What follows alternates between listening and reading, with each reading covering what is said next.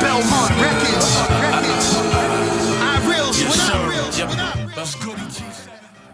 Okay, big shout out to the Hip Hop Foundation in London, and big shout out to Hip Hop Worldwide. This is the Irealz exclusive interview. Peace. Fire, fire, fire, fire, fire, fire. They have no water. Where they gonna run to? Okay, the Godz. Let me turn 6 billion feet beneath to get cigars. I spit my script into the universe like constellations. My vocals splash hieroglyphs into the ether. Use it as visualization.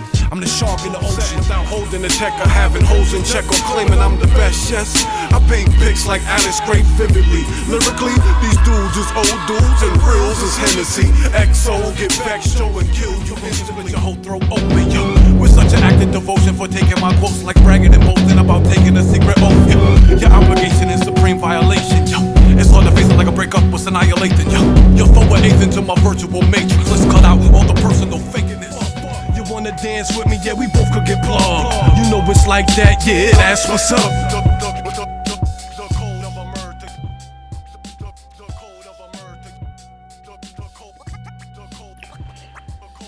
The reason I first got into hip hop, I have to give my cousin Mike a lot of credit for that, and even my brother. But basically, we used to hang out a lot, and he first introduced me to hip hop as far as the movies and and Run DMC and Fat Boys and Beastie Boys, LL Cool J, Slick Rick, etc., etc. So we used to listen to those, and we used to pick out who we were as MCs, and we used to rap to the songs. You know what I mean? And that's when I first got into hip hop, and we used to try to be beat boys and stuff. But anyway, that's how I first got into it. But what really made me start wanting to rap and really be an MC and take it serious is the Eric B. and Rakim Let the Rhythm Hit 'Em album. That's what definitely first made me really want. And I used to make pause tapes. I used to always want to be a producer too. I would say I always wanted to do both, and to be a DJ. I wanted to do it all. You know what I mean? So I taught myself how to produce DJ. I used to make pause tapes when I was like 10. Anybody knows pause tapes? You take old break beats from tapes, and you gotta hit pause and record or and play, and then hit record and pause as well too, and then you gotta hit the buttons at the same time, and it'll be like boom, boom, boom, and then you just gotta stop it. Boom, you gotta rewind the tape. You gotta do it again and again and again and again and again and again until you got a 2 or 3 minute long beat, and then I would take another boombox, a blank tape, and another boombox, and I would play it, blast the music, and rap into it. You know what I'm saying? At 10. And big shout out to my grandparents, because I'm sure, and I know that it annoyed them, but they still let me rock. But anyway, so yeah, and then from as I got older, I taught myself how to DJ, produce, all of that. Got serious from there. Okay, boom.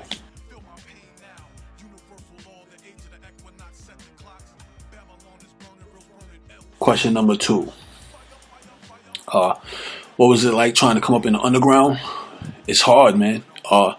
We have been doing shows for years. Myself and DJ FR, Mage 9, the TRB crew. Big shout out to all of them, and my Llama family. But we have been doing shows for years, man. We didn't know how to get into the industry or how to put out music professionally or anything. We had even been recording music, but didn't really know, where to take it. So, but basically, in 2007 or 8, something like that, I had an opportunity to go out to LA and work on some production for a particular label. I won't mention the name. It never worked out. So anyway, I was out there, and I was building when I was out there. And when I was out there, I was able to network and contact and politic with Planet Asia. Me, myself, and Lamarck.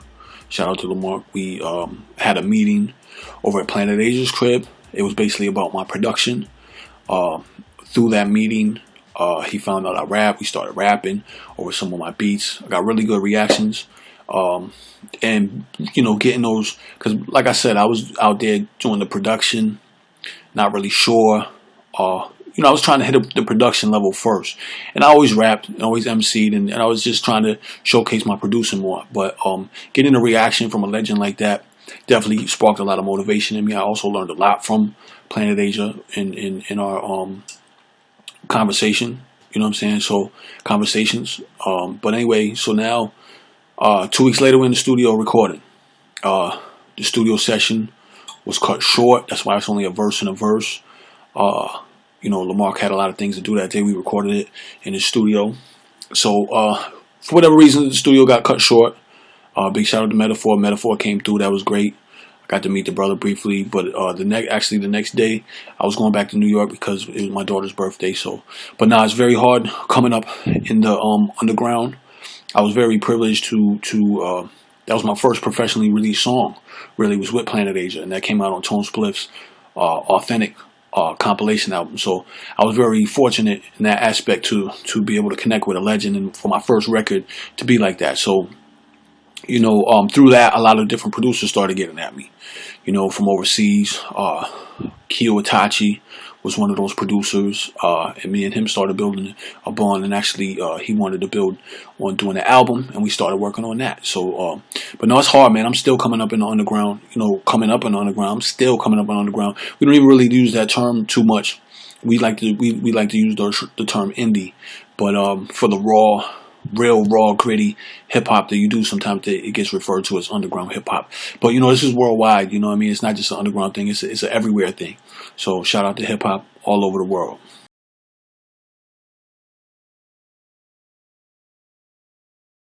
Okay, well, during the time I got my deal with Belmont Records, I was kind of recording all over the place. I was already recording the album with Kyo Itachi, and I was also recording another project called Cup of Red Rum. Cup of Red Rum ended up turning into Solar Flares.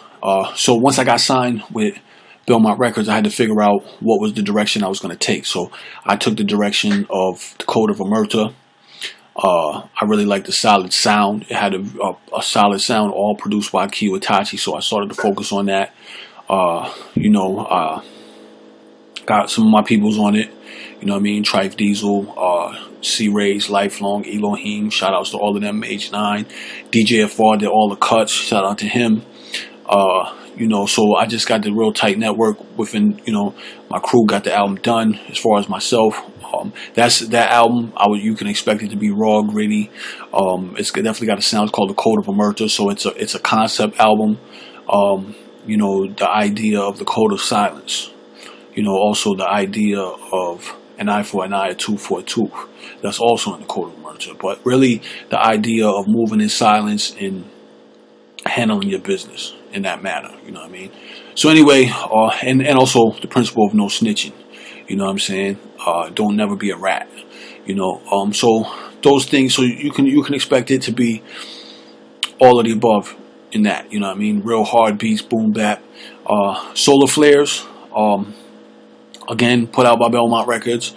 It was a little bit more versatile of an album. The production is more widespread. I actually did production on it as well. I did the title track, Solar Flares, alongside Zelda. We co-produced that together. I had the idea. He put the drums to it. We put it together. Anyway, basically, it's some tracks are a lot more soulful. So you get a wide more range of Solar Flares. Solar Flares, again, is another concept album, actually, dealing with the effects that solar flares have on the human psyche, how they bring out hidden emotions and things of that. So there's a wide range of emotions expressed on Solar Flares. And it's a lot more songs. Got like 24 joints because it's bonus tracks on there. That's where you can finally get the song that we did with Copyright. And Tone Spliff did the cuts, produced by Al Tarba. That's one of my most popular videos that we had out with Copyright, called Step for Step. But basically that's what you get on Solar Flares, and then we have Everybody Hates Realz. Everybody Hates Realz was basically leftovers from Solar Flares and different side things, and then like a couple remixes, like with the Sean P joint was already out on Tone Spliff's album, and also the Big Noid and Elder Sensei joint was already out. So those were remixes that were unheard. There was remix contests that were done, and some of them won the contest. Some of them didn't. I picked ones that didn't win the contest that I personally really liked. You know what I'm saying? So, shout out to Buck Warner, and shout out to Merchant Music. You know what I'm saying? I picked their remixes to go on Everybody Hates Realz. And you also have some new joints. You know what I'm saying? So you have a combination of joints. Everybody Hates Realz. How did I come up with that? Basically, it's obviously off the TV show. Everybody Hates Chris. So I did it off of that. And basically, it was a funny. I wanted Everybody Hates Realz to kind of be like not a throwaway album, but like I'm just putting it out dolo, keep my buzz going. So I wanted to take a whole bunch of songs. I wanted to give something funny and fun for the people too, to show that I can have fun, have a sense of humor. So it's like funny skits on there, plus there's some real shit, like shit that happens in real life, like, you know what I'm saying, people talk behind people's backs and this and that, and then you see those individuals in real life, and then they don't have nothing to say. You know what I'm saying? So it's kind of funny. So it's that funny, real aspect of the world too. So that's basically it.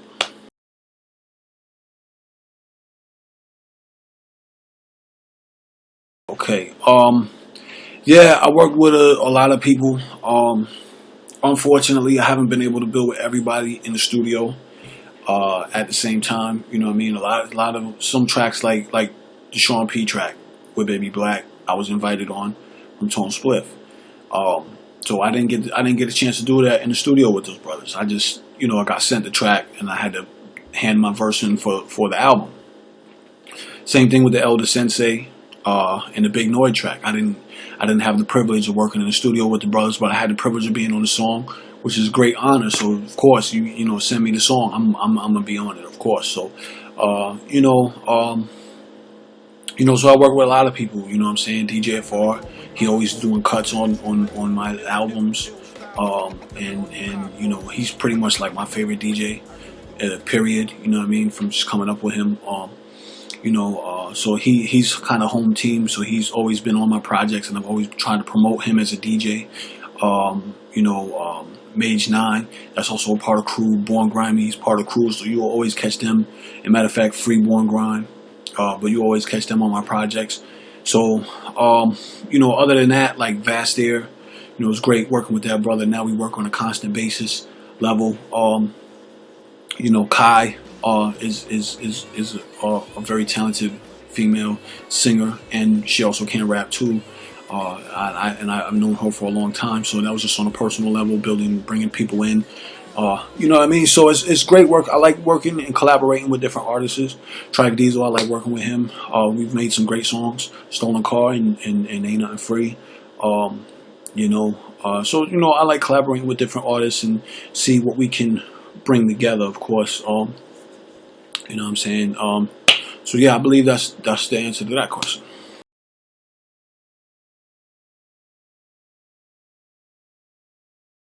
So Lyrical Kung Fu came about because a friend of mine, you know what I'm saying, was starting. They were selling movies, and they were trying to add Kung Fu movies to their genre, to have available. And they asked me, I'm into martial arts and I'm into Kung Fu movies heavy.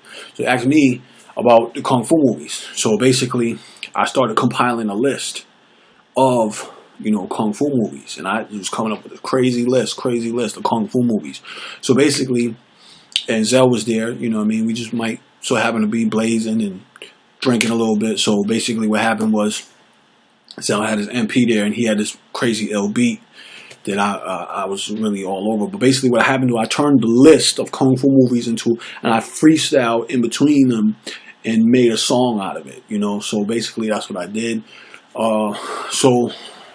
And obviously, anytime you do that with Kung Fu movies, you have to dedicate it to Wu-Tang. I mean, they're the ones that invented the genre of hip-hop and Kung Fu movies and all of that. So I had to dedicate it to Wu-Tang out of respect of paying homage.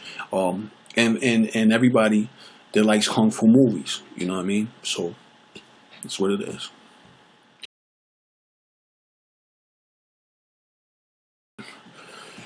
Who are the Crimson Godz in the Iron Galaxy Clik? Well, the Crimson Godz is the Iron Galaxy Clik, and the Iron Galaxy Clik is the Crimson Godz. Same thing. Basically, the Crimson Godz came about from Kenyatta Black and Fast Air, who came up with the idea of the Crimson Godz, and it later expanded. During the process of that, Cannibal Ox was getting back together, so actually through that, so now Vordo back in the mix, Double AB, and now the Cannibal Ox reunion, actually expanded the Clik and made it bigger. I got invited into the Crimson Godz and the Iron Galaxy Clik. So basically the Iron Galaxy Clik is Cannibal Ox, Vought Omega, Fast Air, Kenyatta Black, Irealz, Double AB, DJ Low Cash is the tour DJ, and Bill Cosmic, and Salvador the Quantum. And our chambers expand beyond that too, but that's basically, those are the general core individuals of the Iron Galaxy Clik. Wow, 2015, it's a lot going on right now. The Cannibal Ox album is going to drop, The Blade of the Ronin. It's going to drop on iHip-Hop. I'm going to be featured on that. You can look for me on that album. You're going to also look for me on the Crimson Godz album, which will be on Man Bites Dog Records. I'll be on at least 3 songs on that album. So you can look for me on those projects, which are dropping on labels. Now, for me, I don't have a deal right now. I'm independent completely. I have no backing. But I do have projects.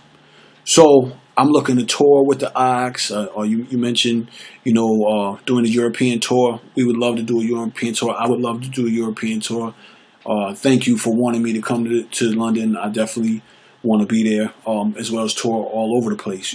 South America, all over Europe, Asia, Africa, wherever. I want to be there. And so does the team. So does the Ox team. So I'm putting that out there. But for me solo, I have 2 albums that are done right now, and 1 that I'm finishing. You know what I'm saying? And another side project beyond that. But I have an album with DJ artist, the illest turntablist and producer out of Chile, Santiago City. Me and him did an album together, and he's looking to release that by himself. I'm trying to get further backing for the project. So that's going to have features on his. That's done. We're ready to shop that right now. Irealz is ready to shop that right now. Labels, get at me. We need the proper distribution, the proper marketing, the proper promotion. I need the proper campaign behind the movement. We got fans all over right now, and we need to take it to the next level.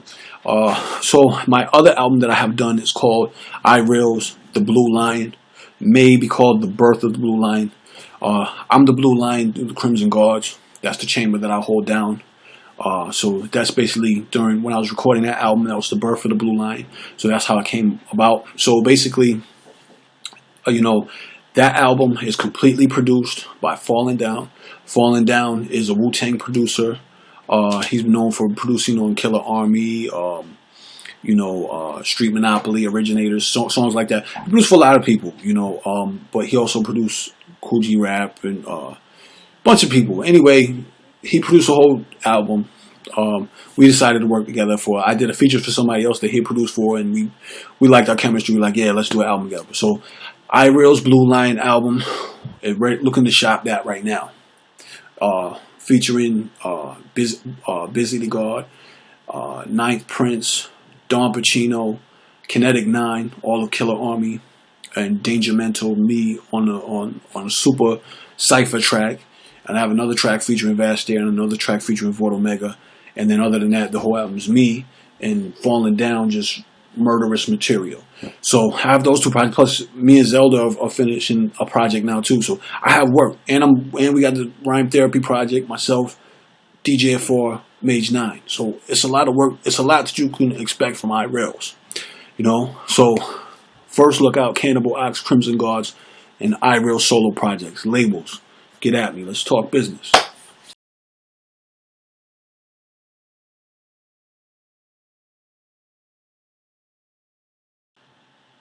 What are my thoughts on the current state of hip hop? What's hot and what's not? Well, here's the thing. I really don't pay too much attention to it, and over the past few years, and that hasn't really been, on purpose. It's just because being busy in life and this and this and that, and but recently, I've forced myself to dig in and research to see, what's going on. So, yeah, I just like raw hip hop, man. Me personally, I like raw hip hop. I'm not really gonna give, too much name shouting or whatever, but I like raw hip hop. If it's boom bap, official hip hop, what I consider from the heart, emotional, I could feel it. Lyrical, punchlines. I like political, all that kind of stuff. So I like a wide range of hip hop, but when it comes to what I don't like or what I don't think is not hot, I don't think, like, a lot of computerized beats that are too computerized and too keyboard, like Casio, like, to me, I just don't like that vibe. I can't get into it. It's, maybe every once in a while if it's done in the right kind of way, maybe, but I just don't really get down like that. I like hard boom bap stuff. So the Eddie Flum Dum soft rap or rapping about cars and jewels and that kind of stuff, unless you're doing it with some kind of lyrical creativity, I can't dig it. I'm into lyrics, so I'm more for lyrics. That's what I think's hot. I think it's not hot when you're just some Eddie Flum Dum saying whatever. You know what I mean? So that's my opinion.